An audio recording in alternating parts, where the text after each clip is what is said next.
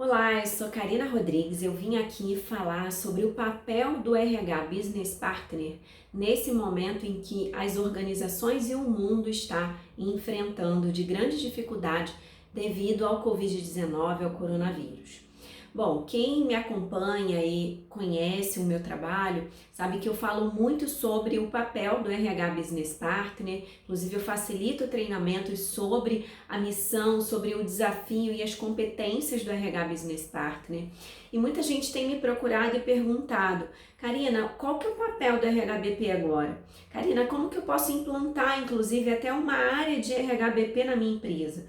E é interessante porque muitas empresas que até então não tinham essa estrutura estão começando a se atentar da importância do papel desse profissional.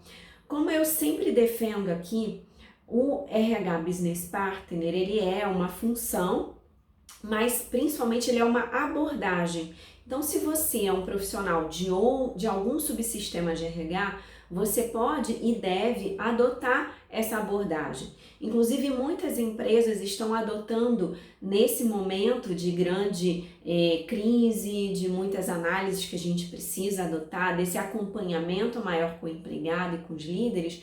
Algumas empresas que não tinham a estrutura de BP estão dividindo seus profissionais de RH para que eles estejam próximos dos líderes e das equipes nesse momento. E é uma ótima estratégia realmente. Bom, para quem então não conhece o papel do RH Business Partner, é um profissional que vai ter uma abordagem próxima do negócio. Geralmente, a empresa que tem uma estrutura de BP divide esses profissionais de acordo com a quantidade de empregados ou com a complexidade daquela diretoria ou daquele negócio que o profissional está acompanhando.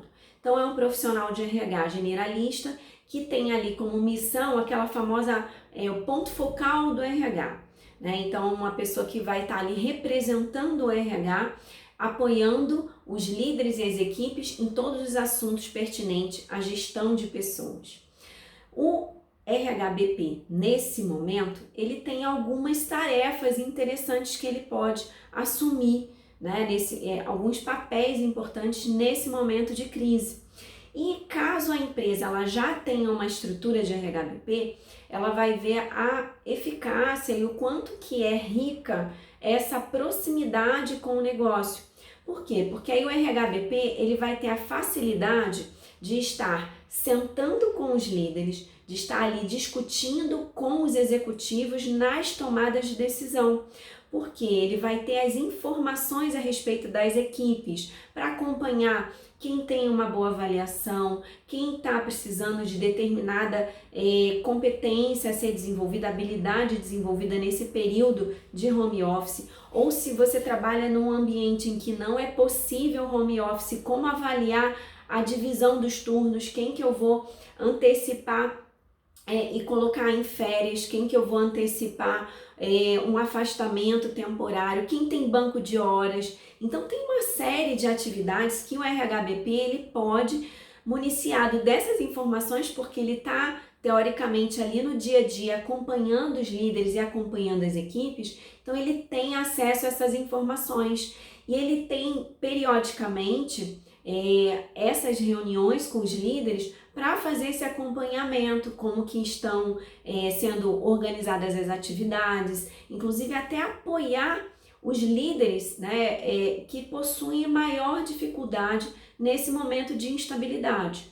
Eu vou dar um exemplo que na época, quando eu atuava como RHBP, eu já tinha mapeado os líderes que tinham maior dificuldade na hora de tomar uma decisão, na hora de serem mais empáticos com as equipes. Então, eu já teria, se eu tivesse à frente, nesse momento crítico da minha atuação como RHBP, eu já teria um mapa de quem que eu deveria me aproximar mais. E, obviamente, a ideia e a rotina do RHBP é justamente acompanhar e participar das reuniões.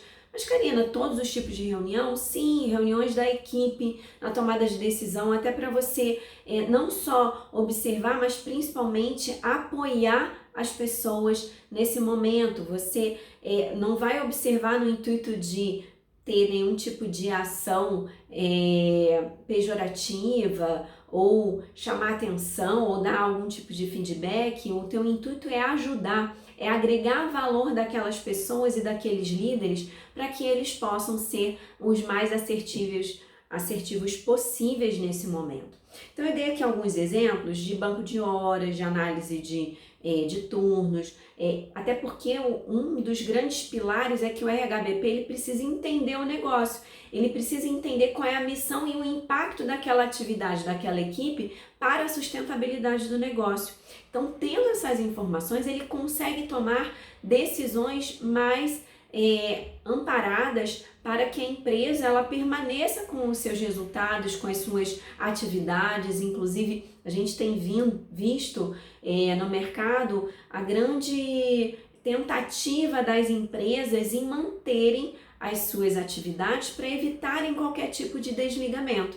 E caso esse seja um momento para isso, caso a sua empresa esteja enfrentando, o RHBP ele também vai ser o apoiador nesse tipo de escolha, nesse tipo de tomada de decisão, porque ele pode observar quem são os postos que podem temporariamente, no momento de downsizing, não impactar tanto as atividades, porque se você faz e deixa livremente os líderes ou que o negócio aconteça de uma forma muito intempestiva, muito impulsiva, necessariamente depois que o negócio retomar, e a gente espera que os negócios se recuperem, aquele posto que teoricamente seria uma competência crítica e essencial para o negócio, ela pode ser perdida com esse tipo de desligamento ou layoff que você escolhe fazer nesse momento.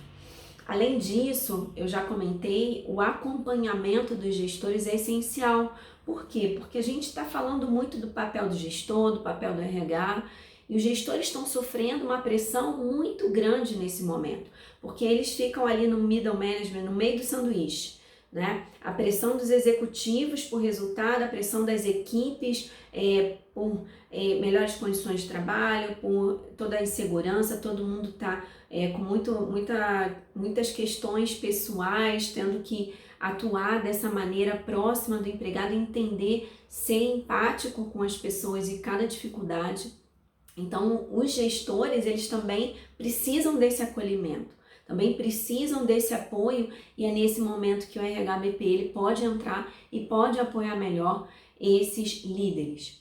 E claro, né, eu já dei aqui um exemplo, estar presente nas reuniões, observar como que está o clima. É nesse momento que o RHBP ele pode ser muito assertivo na análise de pesquisa de clima, na análise de algo não tão estruturado, mas pode ser algo mais, um termômetro mais rápido, para que ele realmente possa ofertar soluções, possa ofertar ações de desenvolvimento que sejam realmente compatíveis com as necessidades daquelas pessoas. Porque senão fica no automático, fica aí um cardápio de treinamentos, mas que não está associado a algum tipo de benefício para aquela equipe, para aquele empregado. Então, que realmente sejam ações que vão agregar valor para as pessoas. Então, eu falei aqui de algumas iniciativas importantes que o RHBP ele pode e deve assumir nesse momento. É muito importante também, o último recado, o autocuidado, porque diante de tanta demanda, o RHBP ele também precisa se cuidar para realmente não sofrer com toda essa pressão e todo esse estresse. Então, se cuidem. Cuidem das pessoas, a gente tem que realmente pensar agora nesse momento em preservar vidas, em preservar a saúde mental das pessoas, em preservar a sustentabilidade do negócio, e daí realmente essa atuação tão estratégica, porque a gente precisa pensar em ambos os lados, nas pessoas, mas também no negócio, que justamente é ele quem vai sustentar o emprego de todo mundo. É isso, eu espero ter contribuído, e qualquer dúvida eu fico à disposição. Um abraço.